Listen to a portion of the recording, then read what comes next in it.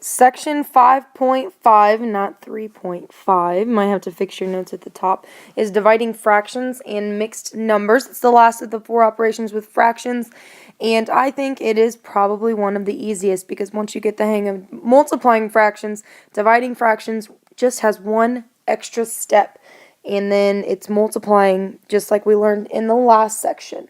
Now, there are actually 5 steps that say divide fractions and mixed numbers. It says the first thing, just like with multiplying fractions, you have to change any mixed numbers to improper fractions. After that, there are these 3 steps here where you see drop, switch, flip. Those are the 3 words that we're really going to remember and we're going to use to help us remember how we divide fractions. In the past, you might have been told that dividing fractions is the same thing as multiplying by the reciprocal. This drop, switch, flip is multiplying by the reciprocal. It's just telling you exactly what you do first and then what you do second and what you do third, because I know whenever I was in school, I didn't have a cool way to remember it, and I could never remember which fraction I was supposed to flip, or even if it mattered. So we're going to use the drop, switch, flip method. I have 6 examples for you in this section. For the first one, let's look at negative 2/3 divided by a negative 5/6. Okay, now remember that first rule said to change any mixed numbers to improper fractions if necessary. In this case, it is not necessary because I don't have any mixed numbers. So step 2 says I'm going to drop the first number. So that 2/3 is going to drop straight down. It's not changing one bit. Okay, then I'm going to switch the division sign to a multiplication sign. And then finally, I'm going to flip my second fraction. This is where you are multiplying by the reciprocal. Notice that I drop, switch, flip, but I'm actually multiplying by the reciprocal. Now, step 5 says you are just going to multiply as normal. So just like we talked about before, if we want to make our life easier, we're going to check along my diagonals, see if there's something in common I can divide out. And I notice on this diagonal here, I can divide out a 3.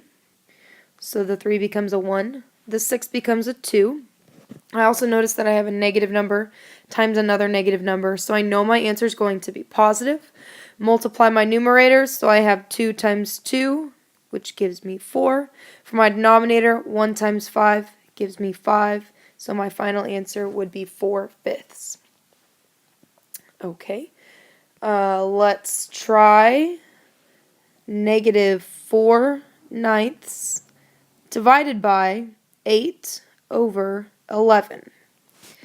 Okay, once again, I do not have any mixed numbers, so I don't even have to worry about that step. So I'm going to drop my first fraction, switch my division to multiplication, flip my second fraction.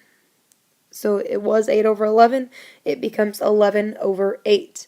Alright, I notice this time I have a negative times a positive, so I know my answer is going to be negative, so I'm going to go ahead and write my negative sign. Check along my diagonals. I see that I can divide out a 4, so this becomes a -1. The 8 becomes a 2. I cannot divide anything out on my other diagonal, so multiplying my numerators, -1 times 11 gives me 11. 9 times 2 gives me 18, and that is in simplest form, so that would be my final answer. Let's try some where there are mixed numbers, so just one extra step for these ones. Let's try 3/8 divided by 9 1/6. So step 1 said that I had to change any mixed numbers to improper fractions. So I'm going to go ahead and rewrite my problem, but instead of 9 1/6, I'm going to change that into an improper fraction. Remember, we take our denominator, multiply it by our whole number, and then add our numerator. So 9 times 6 plus 1 gives me 55. We keep the denominator the same, so my new fraction becomes 55/6. Okay, now I can do those 3 steps where I'm going to drop, switch, and flip. Okay, and we always want to check along our diagonals. I see I can divide out a 2 along one of my diagonals. And that looks like it's going to be it. Multiplying my numerators, 3 times 3 gives me 9.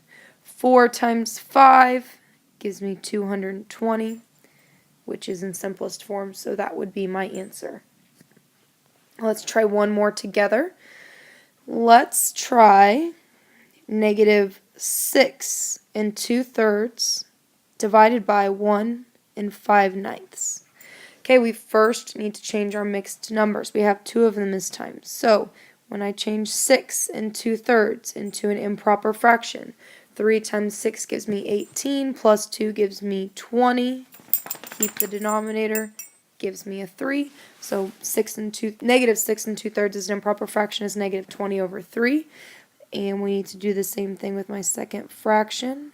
9 times 1 gives me 9, plus 5 gives me 14. Keep the denominator so it stays a 9. Alright, now we can drop the first fraction, switch the division to multiplication, and flip the second fraction. This time I have things I can divide out on both of my diagonals. The 3 becomes a 1, the 9 becomes a 3. I can divide out a 2 on my other diagonal, so the 14 becomes a 7, the 20 becomes a 10. Okay, when I multiply my numerators, I have a negative 10 times 3, which gives me negative 30. For my denominator, I have 1 times 7, which gives me 7. That is not in simplest form. I know I need to change that into a mixed number. I know 7 will go into 34 times with the remainder of 2, and we always keep our denominator. So my final answer would be negative 4 2/7. Okay, let's give you guys one to try on your own. I want you guys to try negative 5 1/4 divided by 2 2/5. So pause the video, work it out, and see if you get the same answer as me. I ended up with negative 2 3/16. My work is shown, so if you did not get that, check over your work, see where you went wrong. Last one, where I'm going to let you guys try this one on your own as well. I want you guys to try this time negative 3 5/8 divided by negative 2 1/2. And I ended up with 1 9 over 20. Once again, if you did not get that, look back at my work and compare it to your work and see what you did differently.